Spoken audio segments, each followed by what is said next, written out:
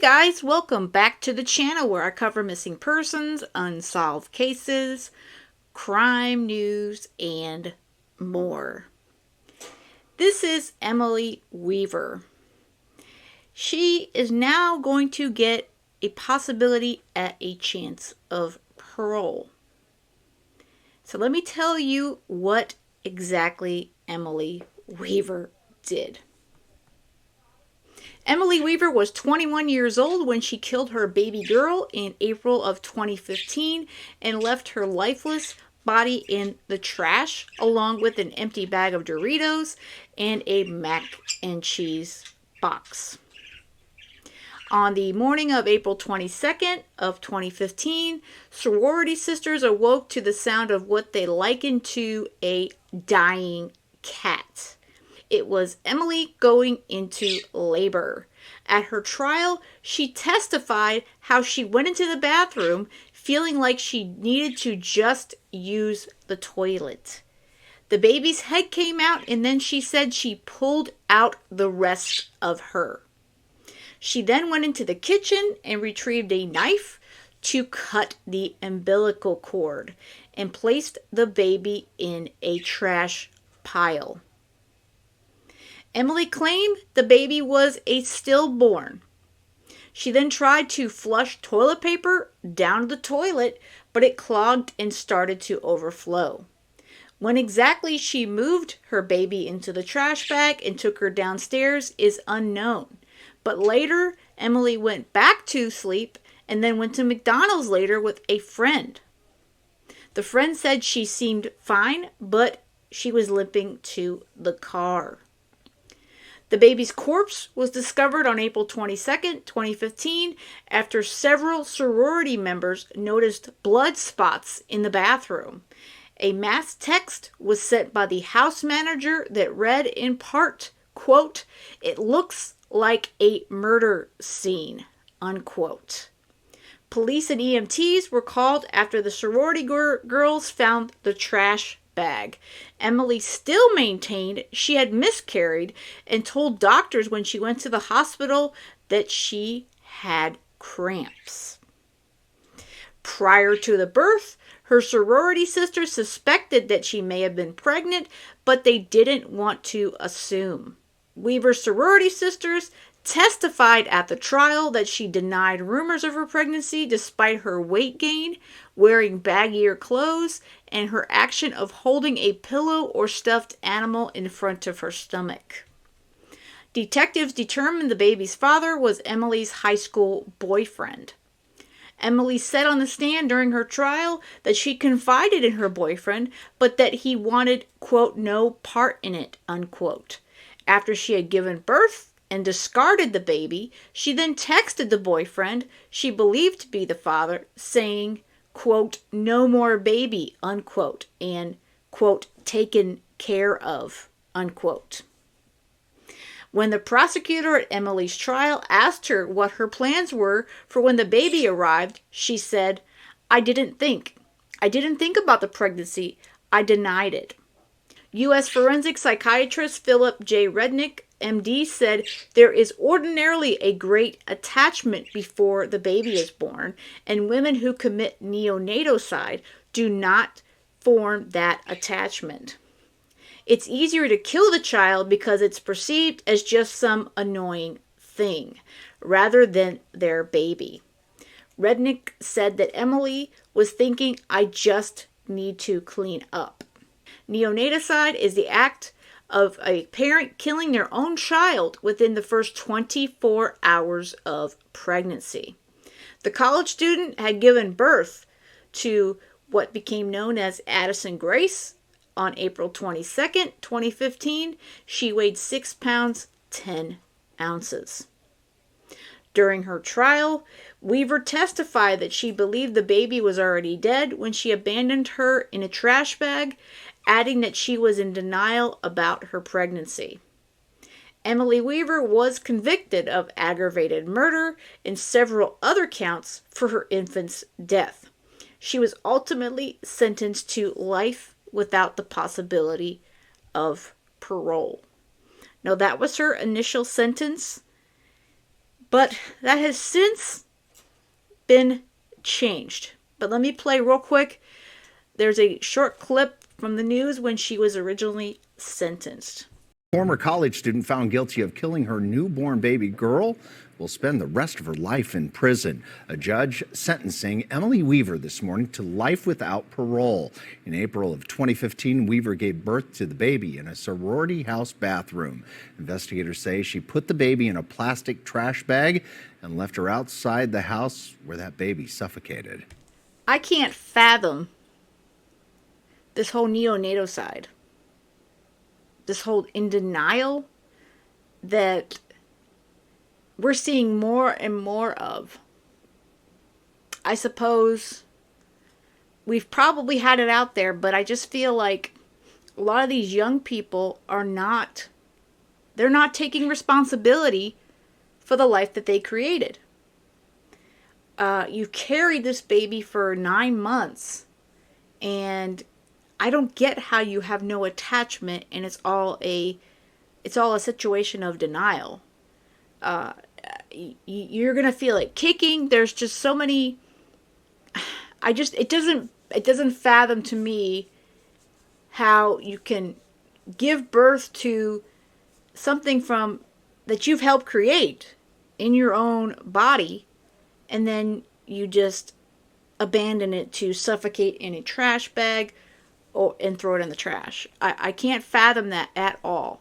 It doesn't compute to me. Now, this came out right around Thanksgiving.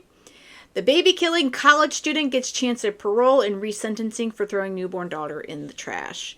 Now, it's hit a couple of the local news, and of course, this is Law and Crime. Emilie Weaver now has a chance to someday get out of prison after the results of her resentencing last Thursday for murdering her newborn daughter, Addison Grace Weaver.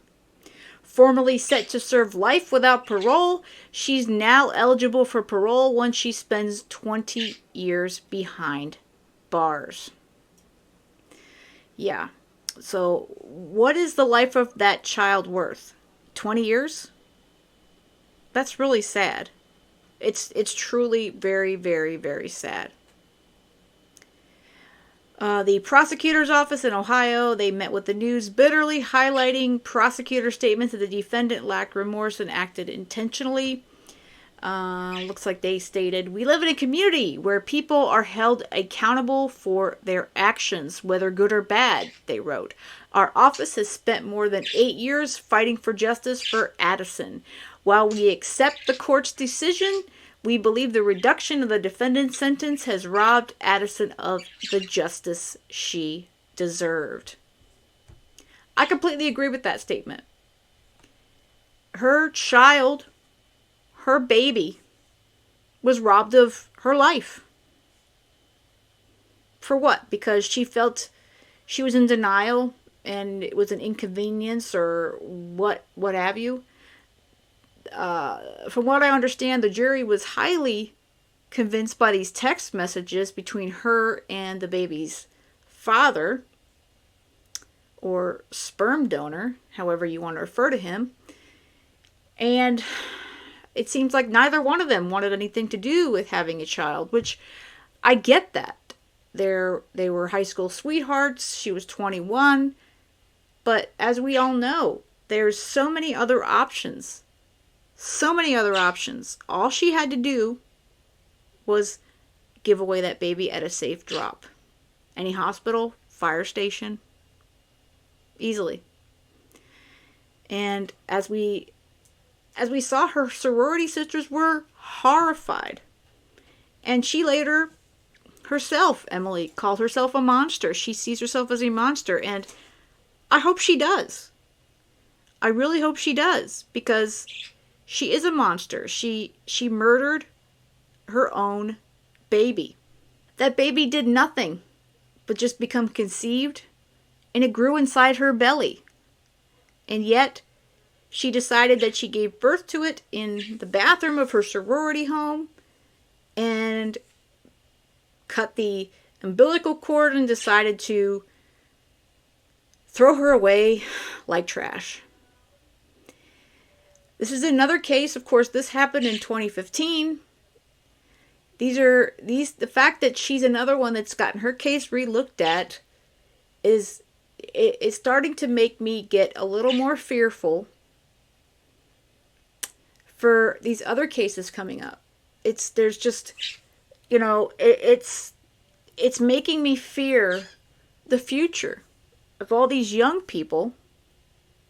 And how is it so difficult to use protection? I don't understand how it's so hard to use protection, to do the right thing. If you do go through with the entire giving birth, you can give the baby away.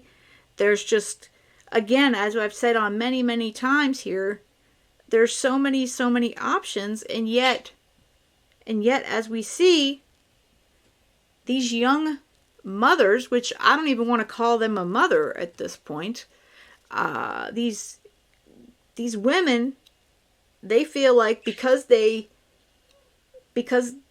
carried this child for all these months, for 9 months or what have you, that it's okay, that they decide to end their life before they even have an opportunity to really live.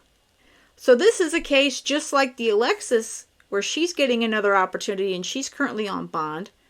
And then we've got Alexi Treviso, who's going to trial next August, with Emily here, and then Alexi, both getting an opportunity for lesser sentences. I gotta tell you, I'm fearful for what, if any, kind of repercussions that Alexi Treviso is going to have. Because if these girls who threw away their babies before her are getting off so easily,